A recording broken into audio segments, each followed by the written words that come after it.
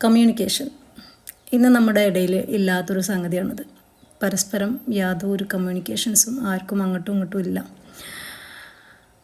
അതൊക്കെ മൊബൈലിലൂടെയായി, വാട്സാപ്പിലൂടെ, ഫേസ്ബുക്കിലൂടെ ആ ഒരു ബന്ധങ്ങൾ മാത്രമായി ഇന്നത്തെ കാലം. പഴയ കാലം എന്നൊക്കെ പറഞ്ഞാൽ എന്ത് രസമായിരുന്നു അല്ലേ? 90s കിഡ്സിൻ്റെയൊക്കെ കാലം. നമ്മളൊക്കെ ആ കാലത്തിലൂടെ കഴിഞ്ഞു പോയ ആൾക്കാരാണ് കേട്ടോ.